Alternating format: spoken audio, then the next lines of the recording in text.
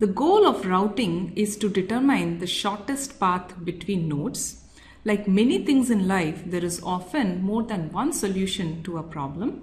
Distance vector was one, link state is another, which is the focus of this video.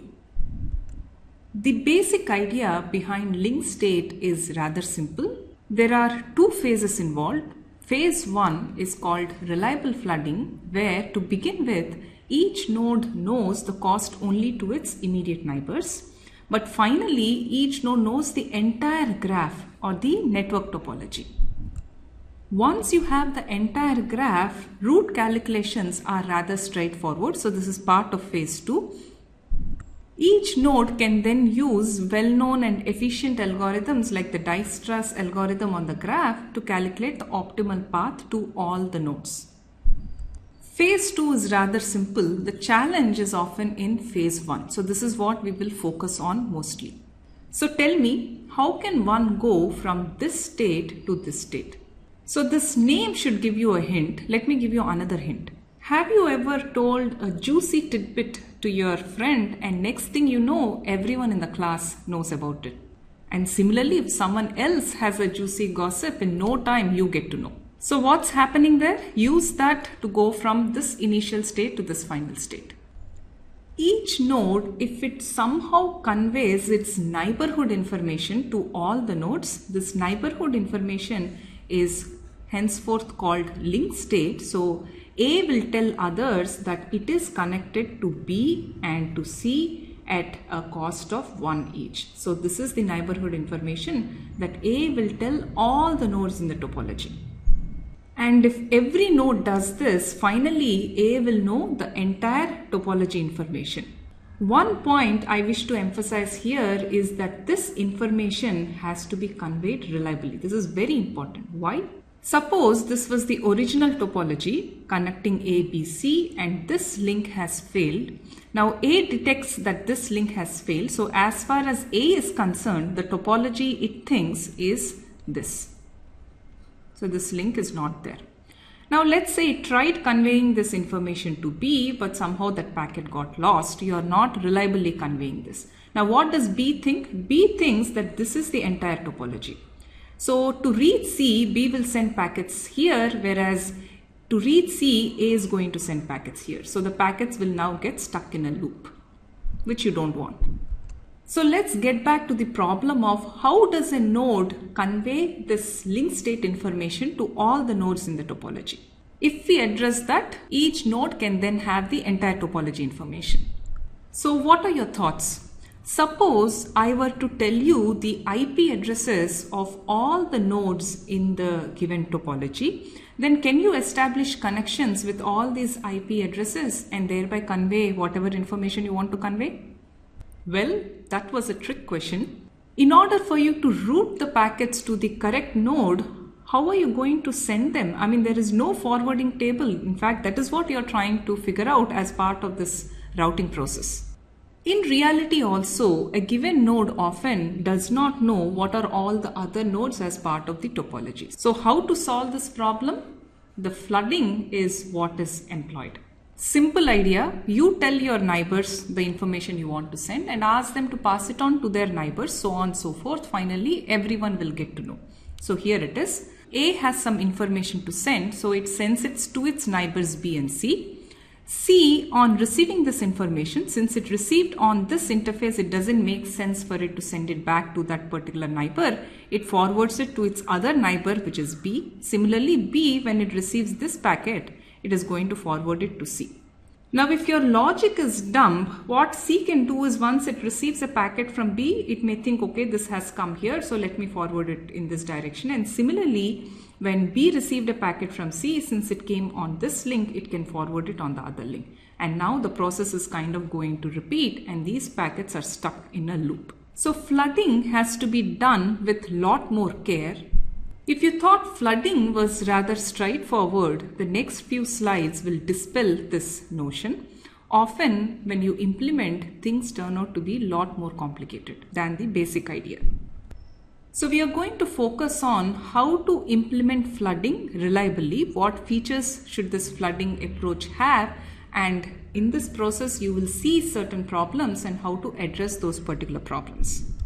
As I mentioned earlier, reliability is very important when you convey this information. So when A sends a packet to C, it has to ensure that this packet has reached C reliably. And we have already seen enough reliable protocols, so there are mechanisms to achieve reliability. So I won't get into more details there. We already saw the looping problem before. We need to avoid that, but more importantly, we need to minimize the number of messages exchanged to achieve flooding. Ideally, if this were the topology, on each link you just want one message to go. This may not always be feasible, but that is what we will like to achieve. So how would you avoid this looping problem? Think of a solution. Apart from the looping problem, there is really no reason for B to send a packet to C after it hears from C as well as A. Even this you want to avoid. This will minimize the number of messages exchanged. So how can all this be handled? Rather simple. You need a mechanism to detect duplicates, for which if packets have unique IDs, based on this you can detect whether a packet is a duplicate of what you have already seen. If it's a duplicate, you can thereby act accordingly. A simple way to act is to maintain state. Let me call it send flags. So let me give an example. Suppose when B heard from A a packet with an ID, let me call it X for now, it knows that this information has to be sent to its neighbors C and D. So it's going to kind of put a tick. But even before it acted on it, let's say it also heard from C, the same packet with ID X, in which case it knows it doesn't have to send it on C. So it will change the tick to cross, and after this it just needs to send it out to D. So this doesn't happen then, only this happens. We are not done yet. This is in fact the simpler problem to handle. There are more complex issues. In a practical setting, topology changes, in which case this new information should precede the old information. Again, let me give an example. In this topology, let's say the cost of 3 has changed from 3 to 6. But prior to this, A has sent out information that A to B cost is 3. To both nodes B and C. By the way, it would have also sent A to cost C is 1, but for now we will ignore that. So C received this information, B also received it. Right after this, let's say the cost changed to 6. So A is now sending new information saying that A to B cost is 6. So that information has now reached B and it has also reached C. But prior to this C acting on it, let's say C had already sent this information to B. So B has received this first. After this, it has received this A to B is equal to 3. So should it act on this or should it act on this? How does it know which one is the newer information? How would you solve this problem? Again, the solution is not difficult. One can use sequence numbers, and these sequence number also uniquely identify the packet. So this is with reference to the previous problems where I mentioned you need a unique ID for a packet to detect duplicates. So the sequence number can act as that as well. And what happens is that each node, when it sends a new information, it is going to increment the sequence number. That way, in this particular case, this message is going to have, let's say, sequence number of X plus 1, whereas this will have X. So B knows to act on this and discard this particular message. If you introduce sequence numbers, what can potentially go wrong? We have seen this before. Well, what about if the sequence number wraps around? So how would you handle this? Again, a simple solution, use a very large sequence number space, 32 bits. Unlike in earlier cases where wraparound can still happen when you use such a large sequence number, it is much less of a problem here because these link state information messages are sent not so often. Let's say if they are sent once every second and you're using this much sequence number space, how much time will it take for your sequence number space to wrap around? Basically 2 to the power of 32 seconds, and if you do the calculation, this turns out to be roughly of the order of 136 years. This router will likely die before hitting wraparound. We are still not done. More issues. What if you have sent a packet with sequence number 4 but it got corrupted and this had become, let's say, 128? What problems can it cause? Quite a few problems. Let's look at it from the perspective of a node A. So the node A received the sequence number. So it stored the information, some linked state information specific to this particular sequence number. But this is a corrupted sequence number. Now the source, the original generator of this linked state information, now has sent another message with sequence number 5. And now when this comes to this node A, what will it do with this new sequence number 5? Will it accept it or will it discard it? It gets discarded, right? Because this has a bigger sequence number than this. So this packet gets discarded. Not only that, any other sequence number that is being sent will get discarded till you hit this 128. Big problem. How do you handle it? Well, you should use checksums to the extent possible so that you can detect such corruptions. But checksums are not foolproof. So the way to handle that is each entry that is stored at a node is aged. For example, this entry will have a lifetime. Let's say you set it equal to 10 seconds. After this time, it is going to be cleared out. So it may happen that during this time, you may reject all these sequence numbers that are coming, but once this entry is removed from, you will act on the sequence numbers that are coming later. So finally, you will get to the right state. Not done still. What if a router crashed and came back up? What sequence number should it use? Now you know why network researchers are in business. Lot of subtle issues. When a router crashed and came up, it will have absolutely no idea on what sequence number it stopped at. So for all practical purposes, you might as well start with any sequence number, in which case you might as well start with sequence number 0, and that is what it does. Naturally, if it starts with a sequence number 0, the older information that it sent may still be in the network topology, in which case nodes may not act on this newer sequence number 0. So for this, it is very important that this older information not stay in the network for long, because it will interfere with newer information. So for this, a technique which we have already seen before is to associate each packet with the time to live, and once this time to live reaches 0, you are going to remove this particular packet. So specific to this router that crashed, and if it had stayed down for a really long time, hopefully all this older information would have cleared out, in which case sequence number 0 will work fine. But if this router crashed and came back up immediately, then this older information, there's a good chance that it is going to stay in the particular network, in which case it will get discarded after some time, based on which this particular sequence number will come into action. One optimization this node can potentially do is, if this node were to hear its own packet, this corresponding to this older information, it can look at the sequence number and it can increment the sequence number within this packet and reuse it. So in other words, it starts out with 0, but if it were to hear some old information of itself, it is going to look at the sequence number and it will increment that sequence number and start using this. Now we are done. So let's put it all together. So this is again the protocol aspect. As we have seen before, for a protocol you need to cover what message to send. We call this the linked state packet. So what information should it contain? What to do when you receive this linked state packet? This is the action at a node. And when do you send these linked state packets? These we call updates. So this is the information that is carried within a linked state packet. So this packet should definitely contain the ID of the node that has generated this particular packet, not forwarded, generated the packet. And this should also include information about the linked state of the node, that is the neighborhood information, the list of neighbors and the cost to each.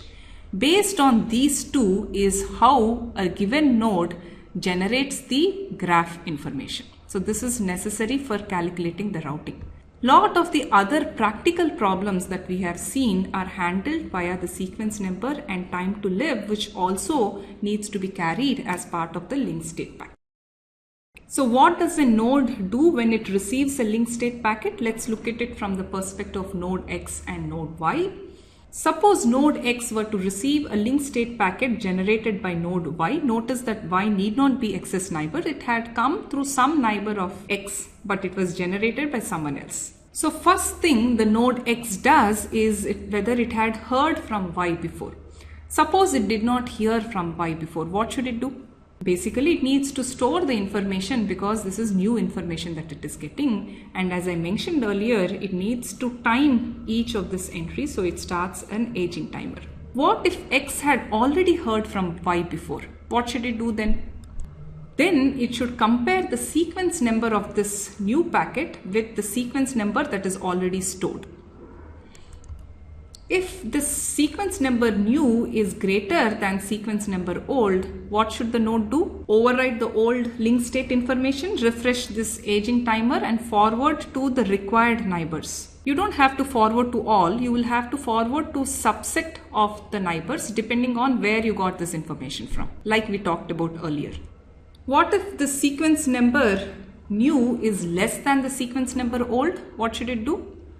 You discard the received packets because you got some outdated information. So the next question is, when do you send these link state packet information? Notice that flooding leads to a lot of traffic because this link state packet is sent to every node. So you should avoid flooding to the extent possible. Like before, whenever the link state information changes, you naturally need everyone else to know the information because the graph has changed. So in which case you have to flood. These are called triggered updates. We also need to support periodic updates. These need not be sent often because of this flooding issue, as I mentioned. In this particular case, you use very long timers of the order of hours. If you implement those three aspects of the protocol, each node now is going to get link state packet from every node and thereby it will have the complete graph information. Once you have this, you can use Dijkstra's algorithm to calculate the shortest paths to node and you're done. So here are a few points to note specific to link state algorithm. There is no problem of this count to infinity looping because each node has global information.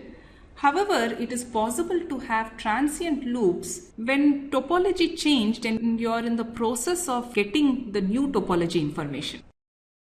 Again, convergence in link state is very fast because you have global information. However, link state suffers from scalability problems because you are flooding the entire network and also the computation and the amount of information you have to store at each node is high because you have to maintain the entire graph information, which node has which neighbor, so on and so forth.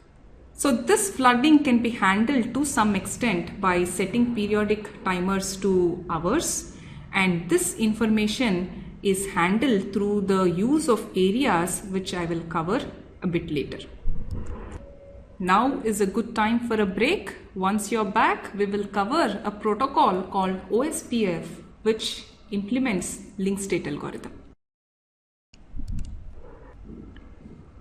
OSPF, which stands for Open Shortest Path First, is a very widely used interior gateway protocol. You must be wondering, what is this interior? We will cover this shortly in an upcoming video, but for now, assume that this is a protocol that is used within a routing domain. This has more or less replaced RIP because it converges really fast. Unlike RIP, which operated at the application layer, OSPF operates at the network layer where the OSPF information, these link state packets, are encapsulated within IP datagrams with a protocol number of 89. So in other words, when this IP layer gets a packet, within the IP header, if you see that the protocol number is 89, you pass this to the OSPF process, which also operates at the network layer. Since I mentioned earlier that reliability is very important, so OSPF implements reliability itself via checksum as well as ACK mechanism. OSPF supports many features. Example, it supports authentication. That is, a router accepts messages from other routers only if it has authenticated those routers. This is very important to have. What if a malicious router advertised to other routers that it can reach all the IP prefixes in the internet at cost zero? What's going to happen? Everyone will start sending traffic here and It'll just drop them and that's it. Internet has been brought down. It also supports additional hierarchy. Remember I said earlier scalability is an issue with link state. So it tries to make it scalable by introducing an additional level of hierarchy through areas. I will touch upon this briefly. It also supports load balancing, by which I mean if there are two equal cost paths to a given destination, it will try to load balance traffic along both paths. Again, this is feasible because you have global information about the entire topology. OSPF as such is a very complex protocol. It has many types of packets and a lot of action based on the type of packet. I'm going to provide a very high level overview. The relevant concepts we have already covered. So here is how OSPF handles scalability.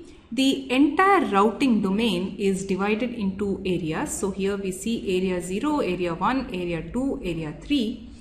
Area 0 is a special area that is made up of the special area border routers. These area border routers basically interconnect non-backbone areas with the backbone area. Each area is definitely served by one area border routers, sometimes even more. For example, area 2 is being served by two area border routers, this and this. It is easier to understand areas if we chart out the path taken by a packet. By a packet here, I mean IP datagram, not a link state packet.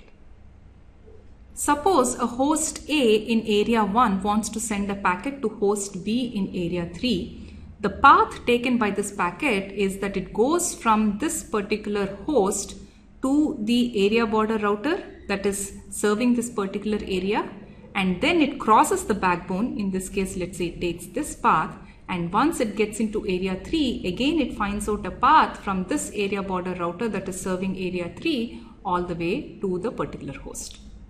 So how does this help scalability? Basically, the link state algorithm that is being run in an area, the advertisements do not leave the particular area. So for example, if this router is generating a link state packet, this is sent to all these routers and it is not sent to any other router. So the flooding happens only within an area. But then how do these routers within this area know how to reach other networks that are part of other areas? So this is handled by the area border routers.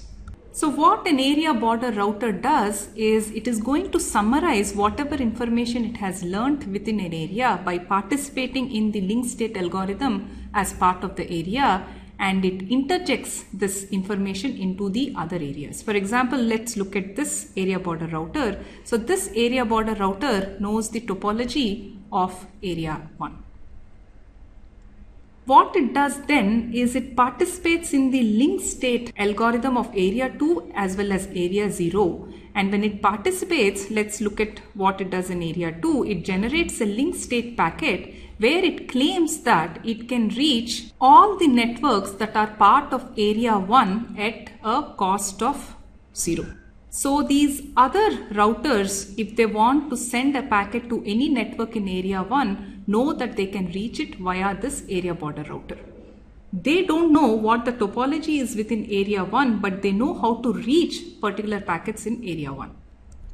So this area border router does the same even within area 0 as well. That is how these other border area routers receive that information, and thereby they will summarize that information and inject it into their respective areas. Let me also mention this point where an area is served by two area border routers. So this will hear information, it is going to interject the area 1 information. Similarly, this also may have heard this information from this router and maybe via this router, so on and so forth, and it will also interject information about area 1. Now a router here may decide to go via this router or this router based on whatever is the shortest cost. In this particular case, maybe it makes sense for it to go via this area border router. Often when dealing with areas, the scalability becomes more important than the absolute shortest path. For example, if these two routers were indeed directly connected, you will not send packets over this path because according to this areas, this router will not advertise its link state information to this particular router. So that's with respect to areas. As long as you got a high level picture of how areas work, that's good enough. So here is the packet format of OSPF. All OSPF packets have a common header that is represented here. So the first field again is the version field. This, if you set it equal to 2, corresponds to OSPF version 2. There is in fact OSPF version 3 which handles IPv6. As mentioned earlier, there are many types of OSPF packets. So this specifies what is the type of packet. So there are packets called hello packets. For example, these packets are exchanged to discover other OSPF enabled routers. These packets also act as the keep alive messages so that you know if your neighbor has failed. So type 2 is a database descriptor packet. So they maintain databases. Let me not get into this. A router can request link state information from other router, that is done through request, and link state update is like a reply or a link state update that is generated periodically. As I mentioned earlier, acknowledgements have to be supported as part of OSPF, so this is the acknowledgement field. Following this is the packet length. It includes the header also, how big is the OSPF packet. Router ID is basically the generator of this particular OSPF packet. This is typically set to the IP address of the router. Remember, a router can have many interfaces and thereby many IP addresses. You can set it to the smallest IP address. To handle areas, these also specify the area ID. Checksum again I mentioned is important, so that's also included. And OSPF supports authentication. Within authentication itself there are different types, whether you want to do authentication. If you don't want to do, you can set it equal to 0. If it's a simple password authentication, or whether it's a cryptographic authentication.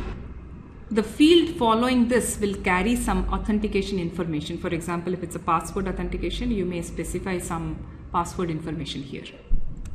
Following this is the message body, which varies depending upon what type of packet it is. So here is an example of a link state update packet. So this follows the header that I have described earlier. So here you specify the number of link state advertisement followed by the link state advertisements themselves. This link state advertisement itself has a header, and here is the header. This advertisement has an age. This corresponds to the TTL field as I have mentioned earlier. This link state advertisement itself can have different types, whether it is advertising a router reachability or whether it is advertising a network reachability, so on and so forth. And link state advertisement also has a link state ID who is advertising the sequence number that we have talked about, again a checksum, and the length of the packet and the body, which again is a function of type. All this is just to give you a flavor of how OSPF looks. I don't want to get into more details than that. Now that we have seen distance vector as well as link state, let's compare them both. In distance vector, each node talks only with its directly connected neighbors, but it tells everything it has learned. The problems we saw there are the formation of loops, the count to infinity problem, and the fact that this distance vector suffers from slow convergence. On the contrary, in link state algorithm, each node talks to all the nodes but only states information about directly connected nodes. This, because you have global information, has very fast convergence, but it has scalability issues which to some extent are handled via areas. So here is a summary. So link state routing is another approach to routing based on reliable flooding. It provides very fast convergence, but it can pose some scalability problems. OSPF is a popular standard that implements link state routing. Both RIP as well as OSPF fall under this category of interior gateway protocols. Up ahead, we will cover an exterior gateway protocol. This also goes by the name inter-domain routing.